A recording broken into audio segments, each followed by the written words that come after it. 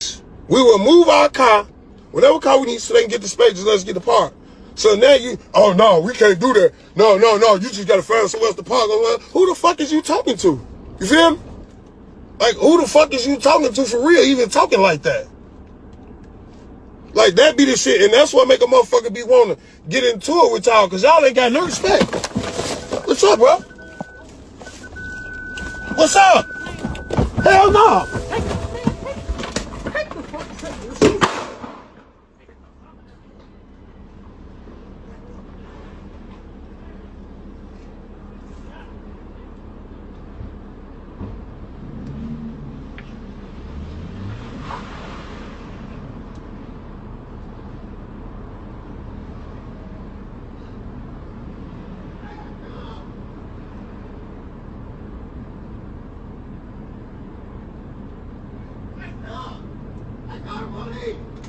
Are you good, God? I got money. You good? They calling them now, bro. I got money. I got money. I got money, man. Put pressure on me. Are you good? Put pressure on me. Put pressure on me. Put pressure on me.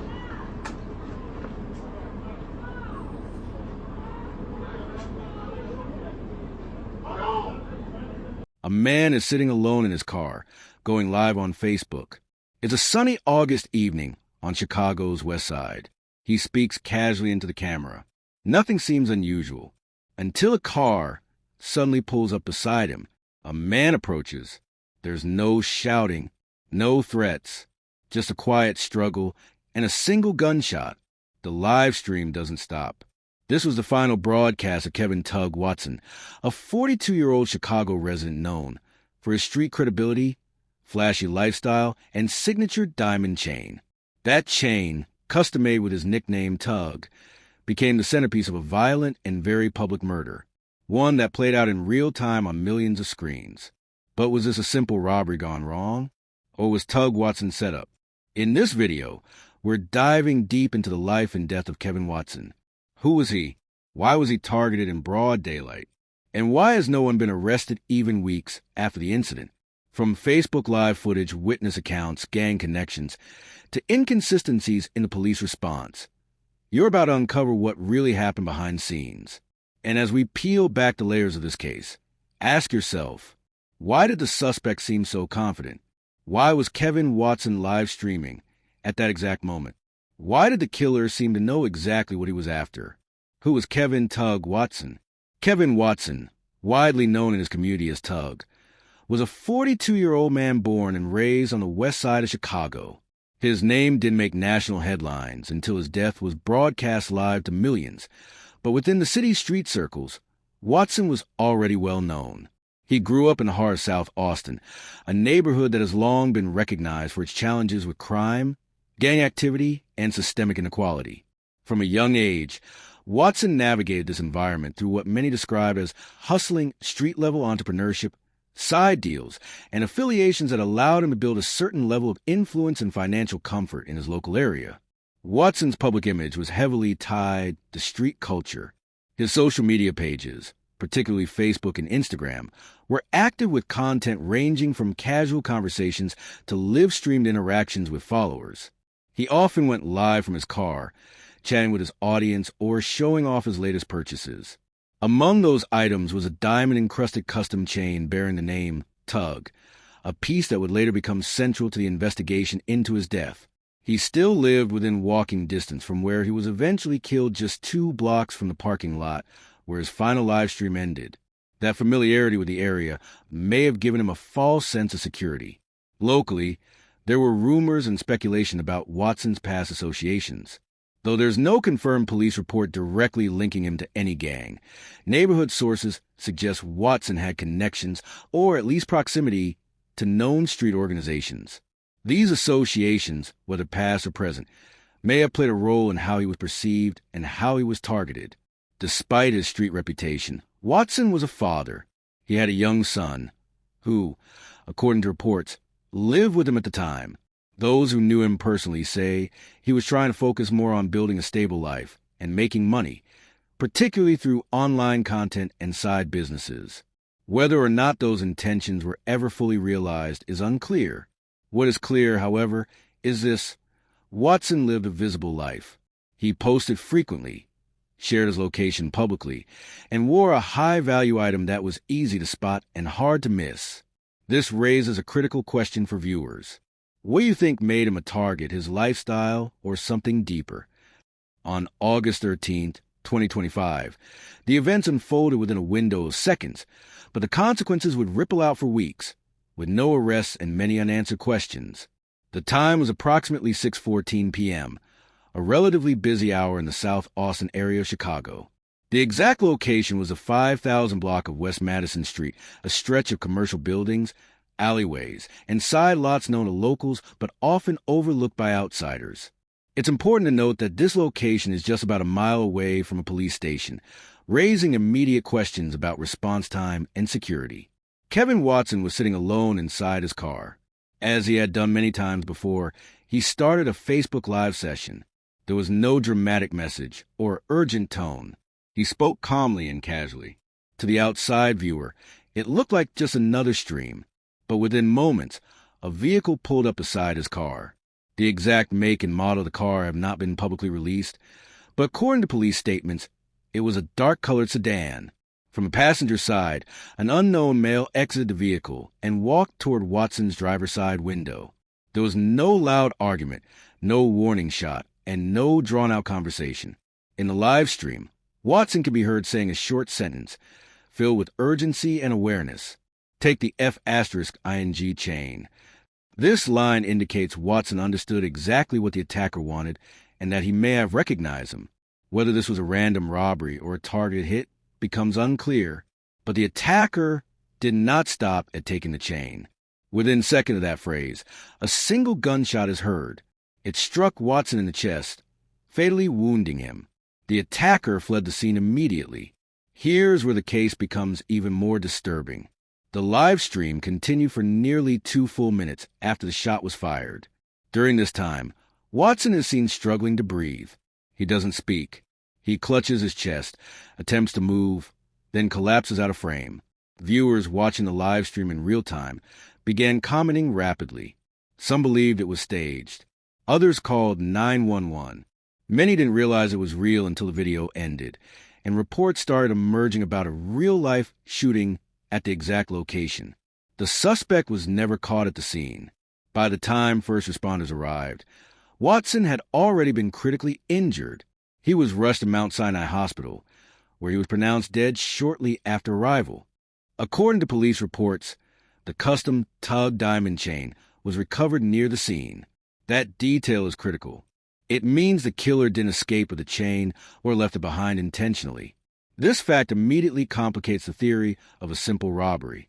If the chain was the motive, why leave it? Another issue arises from the proximity to law enforcement. Given the area was near a police station, why was the assailant so confident? Was he aware of patrol patterns? Was the timing coordinated? This also opens up a question of whether the killer knew Watson was live at the time. The Facebook Live broadcast wasn't hidden. The camera was clearly angled toward the window. The attacker approached directly into view. So we asked viewers, did the killer know he was live? Or was that part of the plan? This is not a rhetorical question. It's central to understanding whether Watson was being surveilled online before the hit, or if the live stream was simply an unfortunate coincidence. Given the sequence of events, it's clear that whoever committed the murder was organized, confident, and intentional. Whether the live stream helped or hindered the investigation remains unknown. But to date, no suspect has been identified or arrested. And that lack of resolution continues to cast a shadow over this very public crime. Kevin Tugg Watson was shot during a Facebook Live broadcast around 6:14 p.m. on August 13th, 2025, in a parking lot on the 5,000 block of West Madison Street in South Austin, Chicago. The video captured the moment he was confronted, robbed, and fatally shot live in real time. Immediately after the shot was fired, Kevin slumped in his seat. The live broadcast continued. Onlookers commenting on the stream were unsure whether it was real, but some viewers, including friends and family, recognized the location. Police were called to the scene shortly afterward. When first responders arrived, Watson was found unconscious in the driver's seat. He had sustained a single gunshot wound to the chest. He was transported to Mount Sinai Hospital, where he was officially pronounced dead. The entire incident, from the beginning of the live video to the final moments at the hospital, unfolded in less than 45 minutes. According to police reports, the chain, the diamond-encrusted Tugg pendant Watson was wearing, was recovered from the scene. However, the murder weapon was not found.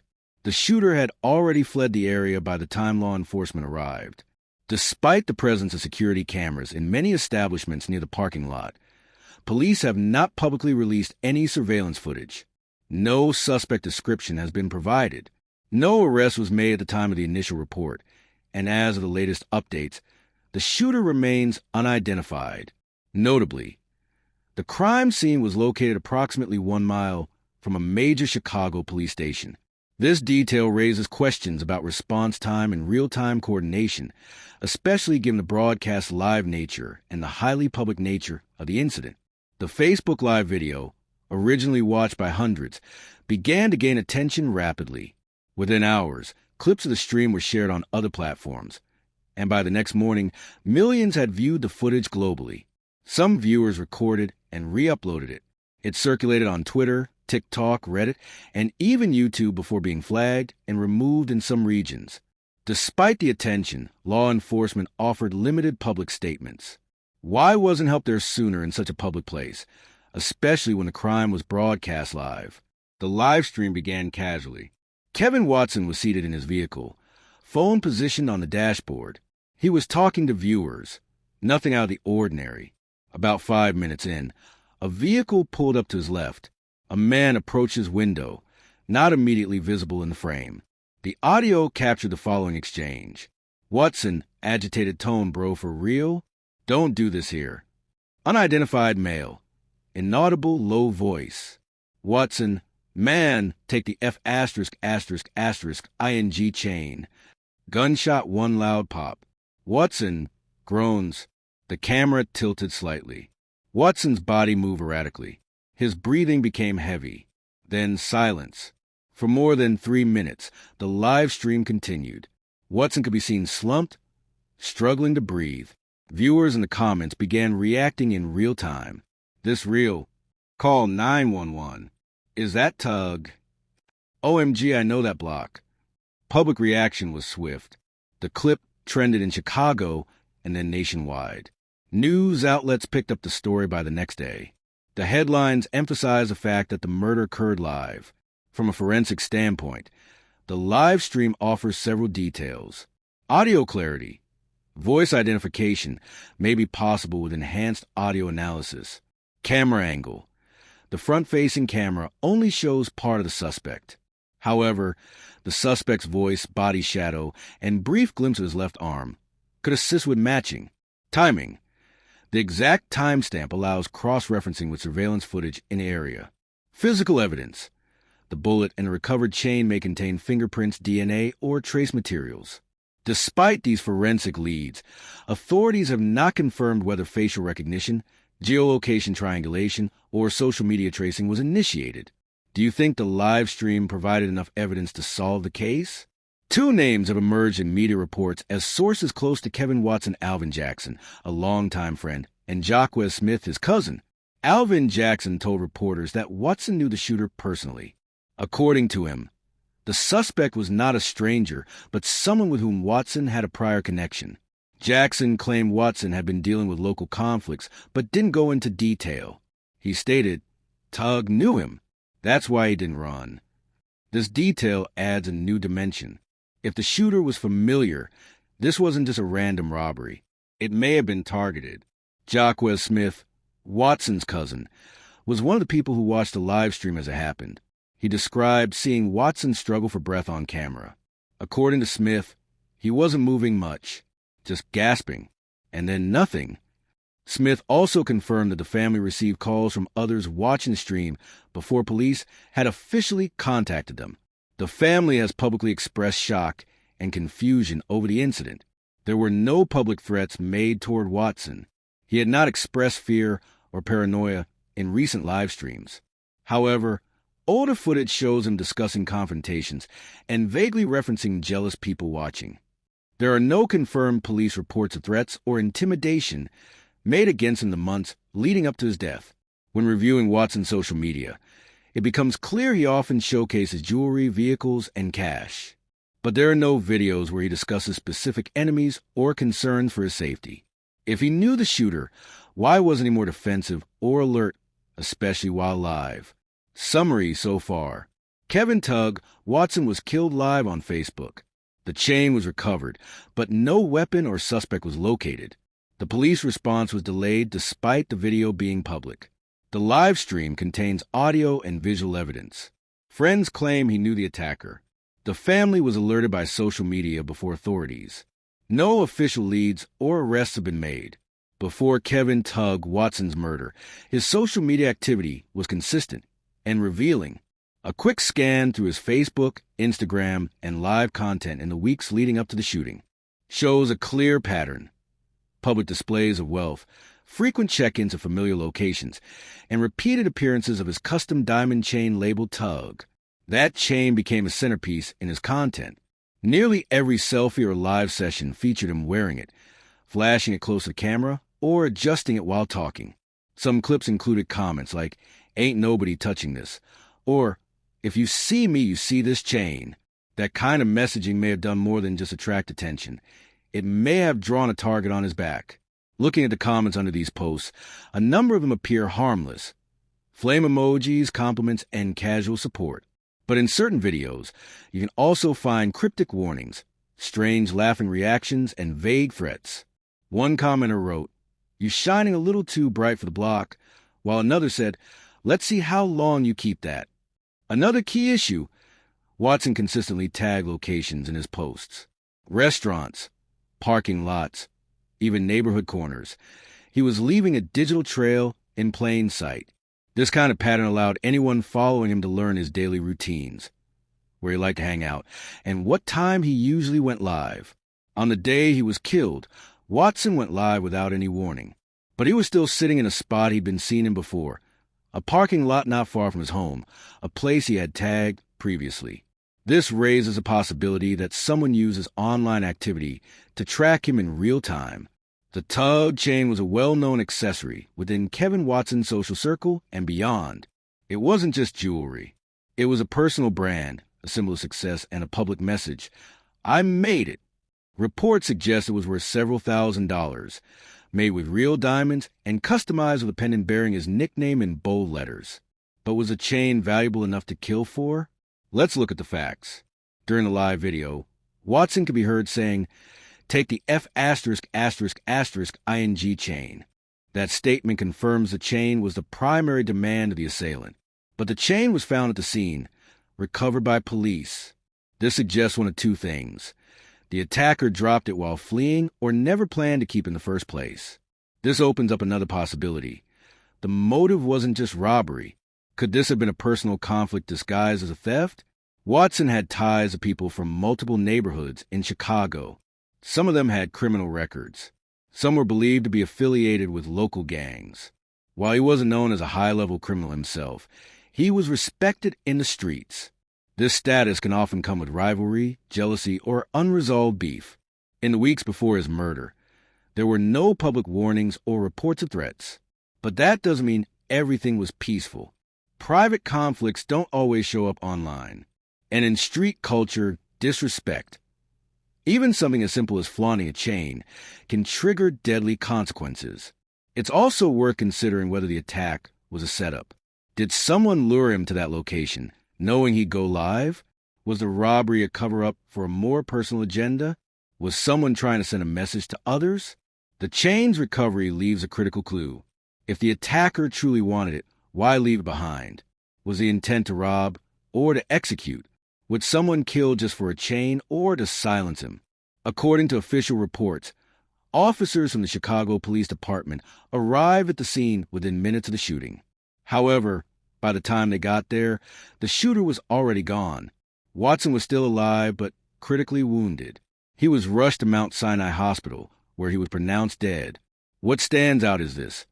The crime took place just about a mile from a police station. The suspect had enough time to walk up, engage Watson, shoot him, and flee, all without being seen or caught. Despite the live video, the eyewitness testimonies, and the recovery of the chain, no arrests have been made. In fact, weeks later, there has been no suspect description released to the public.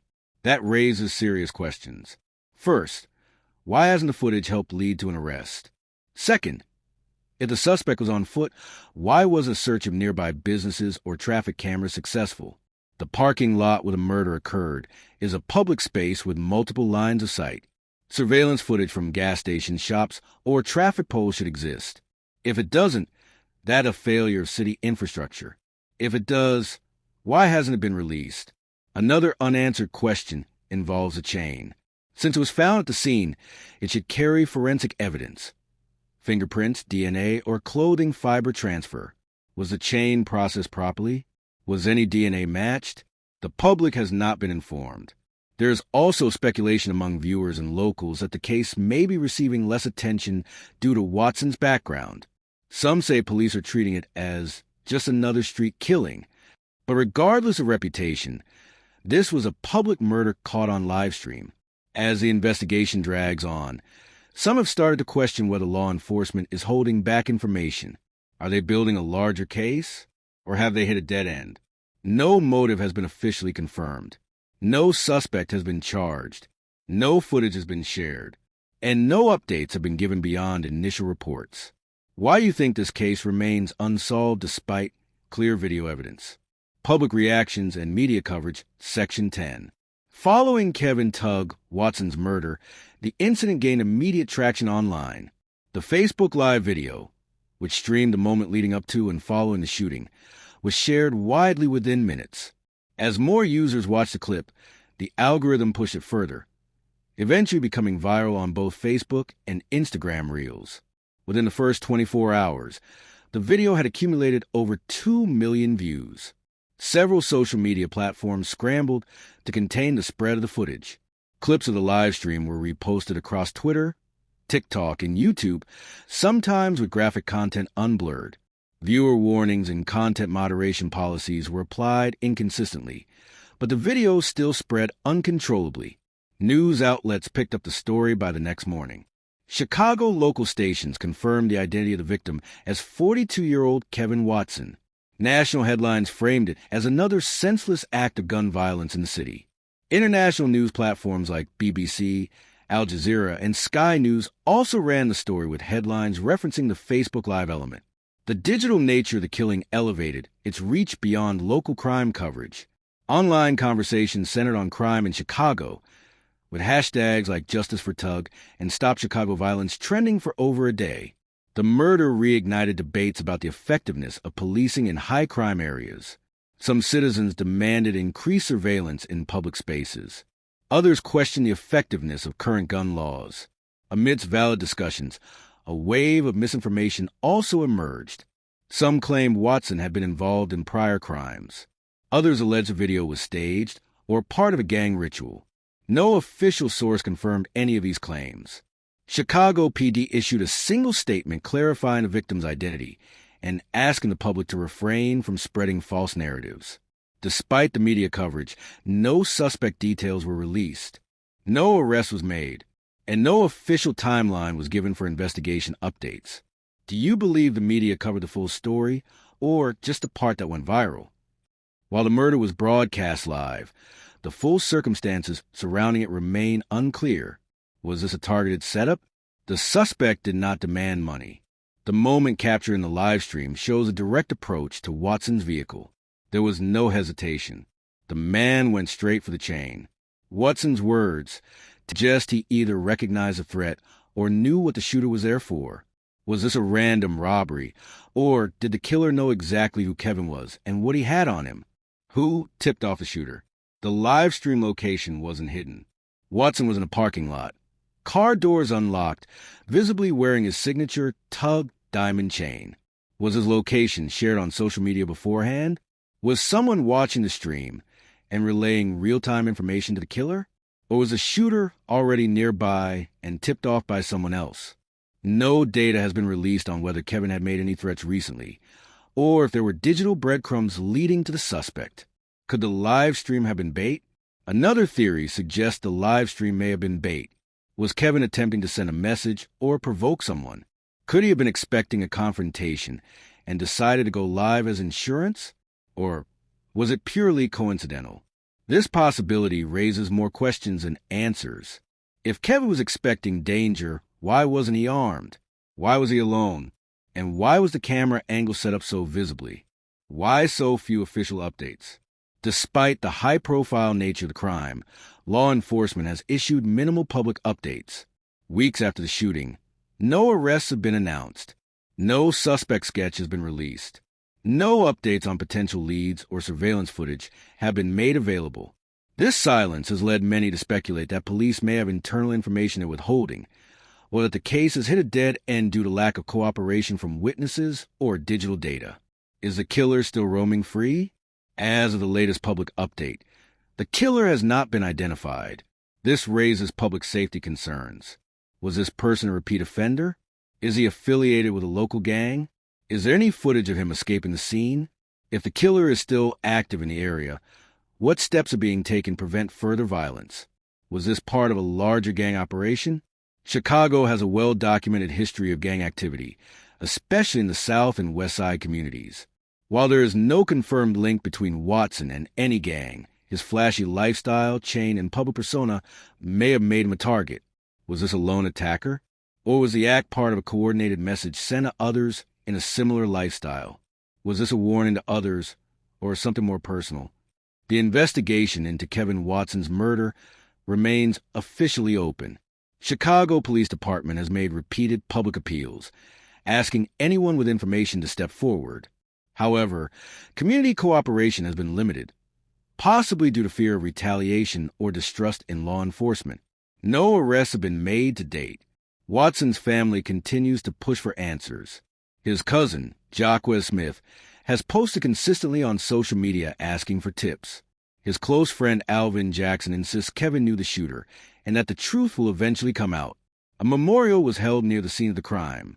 Balloons were released. Friends and family gathered to honor his memory. Candles lit the parking lot where he took his last breath. Yet the live stream still circulates online. Despite multiple takedown requests, clips continue to be re-uploaded under different titles and accounts. For some, it's a reminder of the tragedy. For others, it's digital evidence waiting to be fully examined. Do you believe this case will ever be solved? As we reach the end of this breakdown, many facts remain unclear. But one thing is certain: Kevin Tugg, Watson's death was captured in real time. Yet the questions it raises remain unanswered. Now, we want to hear from you. What's your theory about what really happened that day? Do you think justice will be served, or is this going to become another cold case? Was this a random act or a carefully planned execution? Let us know your thoughts in the comments. And if you know anything, no matter how small, that could help solve this case, contact the Chicago Police Department or leave an anonymous tip via the CPD tip line. This case may have started with Livestream, but it doesn't have to end in silence.